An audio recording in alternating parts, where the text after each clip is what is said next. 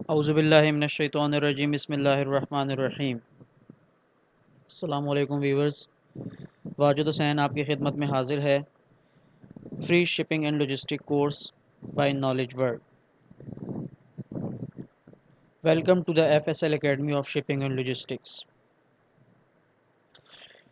Viewers, आज जो हम कवर करने जा रहे हैं लेक्चर नंबर 7, इसमें है FCL shipping process for exports. आज तक हमने जितना भी पढ़ा वो हमारे कॉन्सेप्ट्स थे, वो हमारी थ्योरी थी। आज जो हम शुरू करने जा रहे हैं, हम प्रैक्टिकली आपको सिखाएंगे कि एक्सपोर्ट आपने कैसे करनी है। बीइंग एन फ्रेट फॉरवर्डर, अगर आप एक फ्रेट फॉरवर्डर हैं या एक फ्रेट फॉरवर्डिंग फर्म में जॉब करते हैं तो आपको ये नॉलेज होना चाहिए कि पूरा प्रोसेस एक्सपोर्ट का, FCL का कहाँ से शुरू होता है और कैसे इसको एंड तक पहुँचाया जाता है। तो व्यूअर्स, शुरू करते हैं FCL शिपिंग प्रोसेस। व्यूअर्स, इस लेक्चर को शुरू करने से पहले अगर आपने हमारे पहले लेक्चर्स नहीं सुने तो आपको इस लेक्चर की बिल्कुल भी समझ नहीं आएगी। सो आपसे रिक्वेस्ट है कि सबसे पहले तो आप हमारा चैनल लाइक करें, सब्सक्राइब करें और बेल का बटन प्रेस कर दें ताकि आप हमारे आने वाली सारी वीडियो की नोटिफिकेशन हासिल कर सकें। और उसके बाद आप हमारे लेक्चर नंबर 1 से शुरू कीजिएगा। जब आप पहले फर्स्ट लेक्चर कवर कर लेंगे तो उसके बाद आप ये लेक्चर नंबर 7 जब आप स्टडी करेंगे तो आपको इसकी बहुत क्लियरली समझ आएगी। तो शुरू करते हैं FCL shipping process. FCL stands for, जैसे मैंने आपको बताया था, फुल कंटेनर लोडर।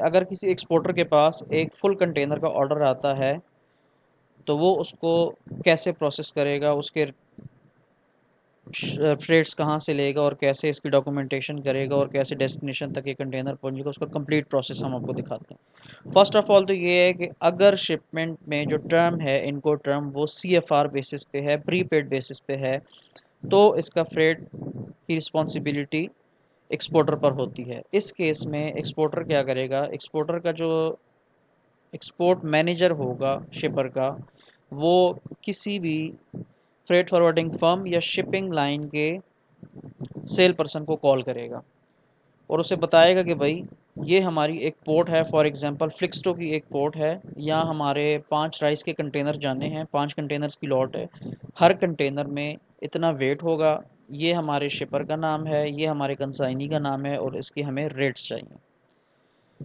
वो एक ईमेल जनरेट करके कोटेशन के लिए रिक्वेस्ट करेगा। अब उसके बाद क्या होगा, अगर उसने फ्रेट फॉरवर्डर को इन्वॉल्व नहीं किया तो वो डायरेक्ट शिपिंग लाइन को रिक्वेस्ट करेगा, और अगर उसने फ्रेट फॉरवर्डर को इन्वॉल्व किया तो फ्रेट फॉरवर्डर के सेल पर्सन को रिक्वेस्ट करेगा। अब फ्रेट फॉरवर्डर का सेल पर्सन क्या करेगा, इस बेस पे जो इन्फॉर्मेशन उसने प्रोवाइड की है वो डिफरेंट शिपिंग लाइंस में ये इन्फॉर्मेशन फॉरवर्ड करेगा कोटेशन के लिए। चूँकि different shipping lines different port serve करती हैं, तो हो सकता है फ्लिक्सटो 5 या 6 शिपिंग लाइन मार्केट में बेस्ट रेट पे सर्व कर रही हैं। तो फ्रेट फॉरवर्डर का सेल पर्सन क्या करेगा, वो हर शिपिंग लाइन में या तो ईमेल करेगा या कॉल करेगा, या उनका ऑनलाइन सिस्टम होता है, इंट्रा का सिस्टम होता है, उसमें जाके या उनके वेबसाइट पे जाके कोटेशन सबमिट करेगा और उसको इस तरह आहिस्ता आहिस्ता सारी कोटेशन रिसीव हो जाएंगी। जब उन्हें सारी कोटेशन रिसीव हो जाएंगी उसके बाद फ्रेट फॉरवर्डर क्या करेगा, उन कोटेशंस में अपना प्रॉफिट मार्जिन रीज़नेबल ऐड करके, जो उससे रीज़नेबल लग रहा है, वो कोटेशंस अपने एक कंपैरिजन बना के अपने एक्सपोर्ट मैनेजर को फॉरवर्ड कर देगा। एक्सपोर्ट मैनेजर क्या करेगा, उसने सिर्फ आपको कोटेशन नहीं भेजी होगी, उसने हो सकता है 4-5 और कंपनीज को भी कोटेशन भेजी होगी, तो यहाँ से आपके कंपटीशन शुरू हो जाएगा।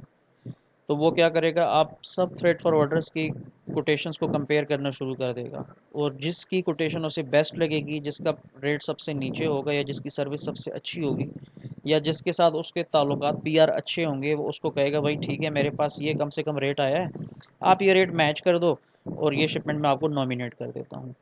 तो अगर ये तब होता है जब आपकी PR बहुत अच्छी एक्सपोर्ट मैनेजर के साथ, तो आपको बता देता है कि भाई मेरे पास ये रेट मिनिमम आ गया है, तो आप ये मैच कर दें और ये शिपमेंट मैं आपको दे देता हूँ। तो अगर आपका रेट एग्री हो जाता है तो वो आपको शिपमेंट नॉमिनेट कर देगा। जब आपको शिपमेंट नॉमिनेट हो जाएगी, वो आपको ईमेल पे रिस्पॉन्स करेगा कि हम आपको शिपमेंट नॉमिनेट कर रहे हैं, फ़लानी शिपिंग लाइन पे आप हमारे लिए कंटेनर बुक कर दें, इतने कंटेनर जितनी की भी रिक्वायरमेंट होगी। अब सेल पर्सन क्या करेगा, सेल पर्सन अपने ऑपरेशनल टीम को इन्वॉल्व करेगा फ्रेट फॉरवर्डर्स के।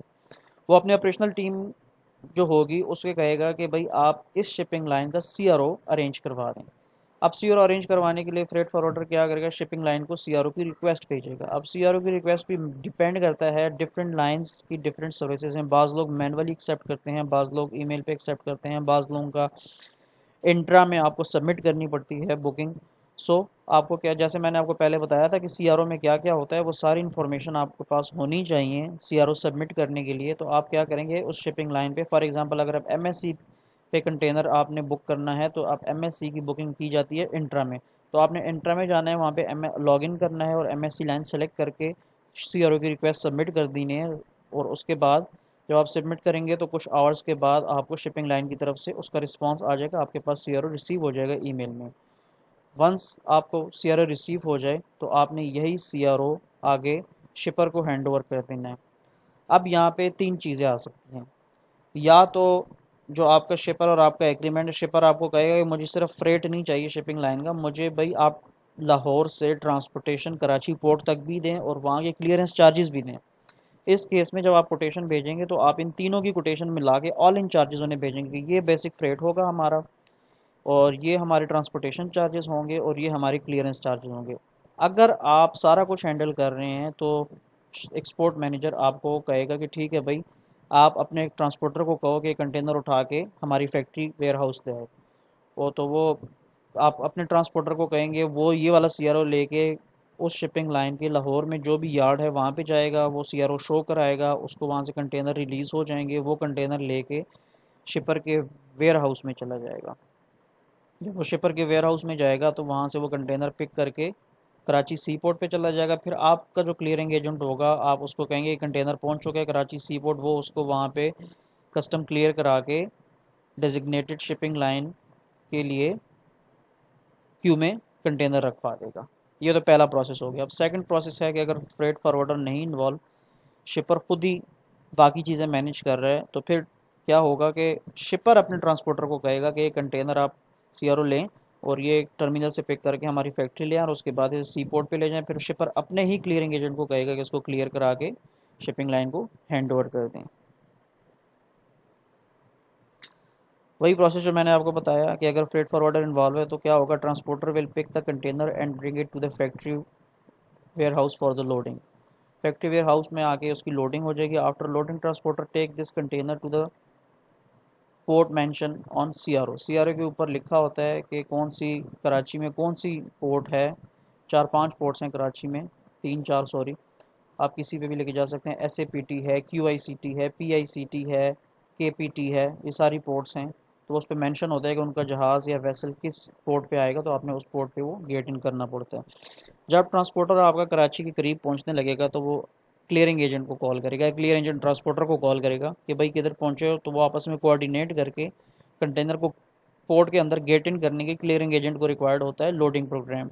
तो वो उसके पास सारे डॉक्यूमेंट्स होते हैं, आपके commercial invoice, packing list, everything, form E documents जो भी होते हैं वो उनके पास होते हैं। वो वहाँ पे जाते हैं, उस सीआरओ भी होता है, वो दिखाते हैं।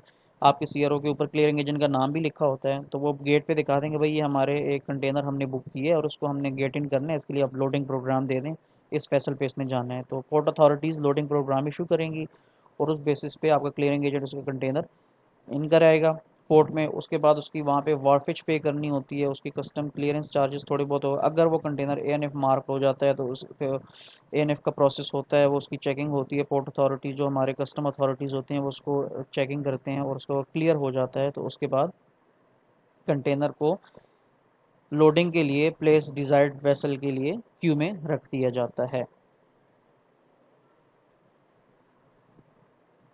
अच्छा, यहाँ पे एक पॉइंट बहुत ज़रूरी है जो मैंने आपको बताना है कि हर शिपिंग लाइन का एक कट ऑफ टाइम होता है, वीजीएफ कट ऑफ टाइम। तो आपको कंटेनर उस दिन तक पहुंचाना होता है। फॉर एग्जांपल अगर आपका संडे कट ऑफ है, संडे नाइट तक, तो अगर आपका संडे नाइट तक कंटेनर गेट इन हो गया तो वो उस प्लान्ड वेसल पे जाएगा। और अगर ड्यू टू एनी रीज़न आपकी गाड़ी ख़राब हो गई, आपकी फैक्ट्री में लोड लेबर अवेलेबल नहीं थी, लोडिंग नहीं हो सकी प्रॉपरली टाइम पे, आपका लिफ्टर ख़राब हो गया, लोडिंग नहीं हो सकी, आपकी गाड़ी एक दिन लेट हो गई या 5 घंटे लेट हो गई, तो उसके बाद शिपिंग लाइन ये रिस्पॉन्सिबिलिटी नहीं लेगा कि जो जिस वैसल का सीआरओ उसने आपको दिया था कि इस डेट पे आपका वैसल जाएगा, वो सेम डे पे आपका कंटेनर लोड करेंगे, क्योंकि उन्होंने पहले से प्लानिंग करनी होती है। अगर आप लेट हो जाते हो, उनकी प्लानिंग कंप्लीट हो जाती है वंस वो अपना प्लान कंप्लीट कर लें तो वो आपका कंटेनर लोड नहीं करेंगे। On a very special request, कोई आपको बहुत अर्जेंट कंटेनर है और आपकी एक्सपोर्ट शिपिंग लाइन में जो मैनेजर हैं, मार्केटिंग मैनेजर, उनके साथ बहुत अच्छी नो हाउ है, आप उन्हें रिक्वेस्ट करते हैं कि भाई हमारा शिपिंग कंटेनर थोड़ा लेट है ड्यू टू एनी रीज़न, और उसको लेट रनर लिस्ट में डलवा दें, तो वो आपकी रिक्वेस्ट अपने हेड ऑफिस फॉरवर्ड करते हैं, पोर्ट अथॉरिटीज़ को फॉरवर्ड करते हैं कि ये एक कंटेनर 5 घंटे या 6 घंटे लेट आएगा, सो आपसे रिक्वेस्ट है कि इसको प्लानिंग में रखें और इसको फिर लोड कर लीजिएगा। तो उस पर एज अ स्पेशल केस ऐसे कंटेनर लोड हो सकते हैं। अच्छा, जब आप ये प्रोसेस चला रहे होते हैं कि आपका यहाँ से कंटेनर निकला है, पोर्ट तक पहुँच रहा है, एट द सेम टाइम हमारा ऑपरेशनल एक्टिविटी भी शुरू हो जाती है। At the same time freight forwarder का जो ऑपरेशन डिपार्टमेंट होता है वो एक्सपोर्टर के ऑपरेशन डिपार्टमेंट को कहता है, एक्सपोर्ट डिपार्टमेंट को, कि आप हमें शिपिंग इंस्ट्रक्शंस प्रोवाइड करें कि आपका जो कंटेनर जा रहा है इसकी कंप्लीट डिटेल, कि इसमें शिपर कौन है, कंसाइनी कौन है, बैंक इन्वॉल्व है या नहीं इन्वॉल्व, फॉर्म ई नंबर क्या है, इसमें कितने कंटेनर्स हैं, इस उसकी क्वांटिटी हर कंटेनर में क्या है, कमोडिटी क्या है, नेट वेट क्या है, ग्रॉस वेट क्या है, पोर्ट ऑफ लोडिंग क्या है, पोर्ट ऑफ डिस्चार्ज क्या है, सारी इन्फॉर्मेशन जो एक बीएल होता है जिस पे मेंशन होती है, जो मेन डॉक्यूमेंट होता है आपके जिस पे कंटेनर मूव कर रहे होते हैं, नेगोशिएबल डॉक्यूमेंट, उसके लिए सारा सोर्स डाटा जो होता है उसको बीएल ड्राफ्ट कहते हैं, जिससे वो बीएल बनेगा। तो शिपर एक्सपोर्टर जो है वो ये सारी इन्फॉर्मेशन आपको प्रोवाइड करेगा एक एक्सेल या वर्ड की शीट में। तो फ्रेट फॉरवर्डर का जो ऑपरेशन डिपार्टमेंट होगा, अगर वो शिपिंग लाइन मैनुअल में डील कर रही है तो वही एक्सेल या वर्ड की फ़ाइल वो ईमेल में उस शिपिंग लाइन को भिजवा देंगे कि ये हमारी बीएल ड्राफ्ट है, आप काइंडली हमें चेकिंग कॉपी बीएल ड्राफ्ट बना के दे दें फॉर चेकिंग पर्पज़। तो और अगर ये एक ऑनलाइन कंपनी है, फॉर एग्जांपल एमएससी है, एपीएल है, इसके अलावा मस्क सेफ मेरीन है, इसके अलावा वन लाइन है, इस तरह बहुत सी शिपिंग लाइन है जिनका इंट्रा पे अपना अकाउंट बना हुआ है।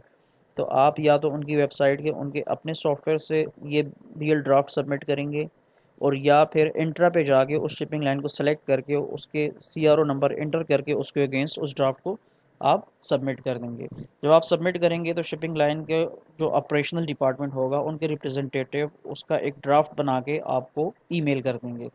अब उस ई ड्राफ्ट को आपने एक्सपोर्टर को भेजना होता है, आपने एक्सपोर्टर को उसको भेज देना है वो ड्राफ्ट कि ये जो आपने हमें इन्फॉर्मेशन दी थी उसके अकॉर्डिंगली हमने ये बना दी है, ये आप चेक कर लें काइंडली कि इसमें कोई एरर तो नहीं है, कि ह्यूमन एरर की वजह से कोई मिस्टेक तो नहीं हुई जो आपके लिए बाद में मसला कर सकती है, क्योंकि बाज़ औक़ात एलसी इन्वॉल्व होती है। अगर आपकी पेमेंट एडवांस से थोड़ी बहुत मिस्टेक्स आ जाए तो इतना इशू नहीं होता, लेकिन अगर आपकी जो शिपमेंट है वो एलसी बेस्ड है तो उसमें फिर आपको पेनल्टीज़ पड़ती हैं अगर आपकी कोई भी मिस्टेक निकल आए। तो उस वजह से आपको बहुत केयरफुली इस डॉक्यूमेंट को चेक करके वेरीफाई करना होता है कि as per your LC is it okay, क्योंकि जो एलसी में डिस्क्रिप्शन लिखी होती है, क्लॉजेस लिखे होते हैं, वो सारे के सारे आपको इसके ऊपर मेंशन करने पड़ते हैं, एचएस कोड आपको मेंशन करना पड़ता है, ईच एंड एवरीथिंग। ठीक है, तो वो आपको जब रियल ड्राफ्ट देंगे आपने एक्सपोर्टर को भेज देना है, एक्सपोर्टर को उसको चेक करेगा, अगर तो वो ओके है तो वो आपको कहेगा BL draft is okay kindly proceed. तो आपने सेम मैसेज शिपिंग लाइन में कर देना है कि BL draft is okay kindly proceed for the BL. और अगर इसमें कोई इशू है तो फिर क्या करेगा कि वो आपको बताएगा कि भाई इसमें ये एरर है, इसको रेक्टिफाई करके मुझे रीसेंड कर दें ड्राफ्ट। तो वो same instructions freight forwarder shipping line को भेजेगा और शिपिंग लाइन वो रेक्टिफिकेशन करके आपको दोबारा रीसबमिट करना करेंगे आप अगर इंट्रा में है, और अगर ईमेल पे तो ईमेल करेंगे, और शिपिंग लाइन आपको दोबारा इसका बीएल ड्राफ्ट प्रोवाइड करेगी, revise BL draft for checking purpose. तो अगर शिपर कह देता है कि ठीक है भाई now it's okay, there is no issue, there is no error in this dummy draft, तो आप शिपिंग लाइन को सेम मैसेज दे देंगे कि ठीक है भाई ड्राफ्ट हमारा ओके है, there is no issue in the draft. जब ये सारे ड्राफ्ट शिपिंग लाइन कंप्लीट कर लेती है तो शिपिंग लाइन क्या करती है, उसका एक मैनिफेस्ट बना के वेसल सेलिंग से पहले अपने डेस्टिनेशन ऑफिस पे भेजती है कि भाई हमारे इस वेसल पे ये कंटेनर्स यहाँ से आ रहे हैं। एक बार आपका मैनिफेस्ट शिपिंग लाइन ने भेज दिया उसके बाद आप ड्राफ्ट में कोई करेक्शंस नहीं कर सकते। फॉर एग्जांपल आपको बाद में याद आ गया कि इसमें ये गलती भी थी, तो उसके फिर शिपिंग लाइन आपसे चार्जेस लेगा, वो आपको फ्री ऑफ कॉस्ट नहीं करके देगा। एक स्पेसिफिक डेट होती है, कट ऑफ डेट होती है एसआई की, उस डेट तक आपकी करेक्शंस फ्री होती हैं, आप करेक्शन 2-3 बार कर सकते हैं, लेकिन उसके बाद अगर आप करेक्शन करेंगे तो आपको शिपिंग लाइन आपसे उसके चार्ज करेगी। अब क्या होगा, सारा कंप्लीट हो गया प्रोसेस, आपकी कंटेनर गेट इन हो गया है, वेसल के लिए क्यू में पड़ा है, इंतज़ार में, जब डेट आएगी वो वेसल पे लोड हो जाएगा। Same is the process. Similarly आपने यहाँ पे अपनी डॉक्यूमेंटेशन भी पूरी कर ली है कि आपने बीएल ड्राफ्ट अपना ओके कर दिया है। अब जब वेसल सेलिंग डेट आएगी तो उस दिन शिपिंग लाइन उस कंटेनर को लोड करने के, जब वेसल सेल कर जाएगा उसके बाद आपको इसकी फ्रेट इनवाइस भिजवाएगा। वो फ्रेट इनवाइस फ्रेट फॉरवर्डर को भिजाएगा, क्योंकि कंटेनर फ्रेट फॉरवर्डर ने बुक किया, एक्सपोर्टर ने नहीं किया। Freight forwarder responsible to pay to the shipping line all each and every charges. Freight forwarder उसे चार्जेस पे करेगा इनवाइस के, उसके बाद वो बीएल कलेक्ट करेगा। वो बीएल क्या होता है? बीएल हमारा सेट ऑफ 3 ओरिजिनल बीएल्स होता है। ठीक है, 3 ओरिजिनल बीएल्स होती हैं, उसके बाद नॉन नेगोशिएबल कॉपीज़ होती हैं। 3 नेगोशिएबल कॉपीज़ होती हैं। एक शिपर पर्पस एक्सपोर्टर के लिए होती है, दूसरी जो होती है वो बैंक पर्पस के लिए, शिपिंग लाइन पर्पस के लिए होती है, और तीसरी जो होती है वो कंसाइनी को देने के पर्पस के लिए होती है, और कुछ उसके साथ निगोशिएबल नॉन निगोशिएबल कॉपीज़ होती हैं आपके रिकॉर्ड पर्पस के लिए। अब शिपिंग लाइन से बीएल लेने के लिए आपको क्या चीज़ें रिक्वायर्ड हैं? शिपिंग लाइन से बीएल लेने के लिए आपको ये 3 बैंक डॉक्यूमेंट्स रिक्वायर्ड होते हैं, क्योंकि ऑब्वियसली आपकी पेमेंट बाय बैंक आती है।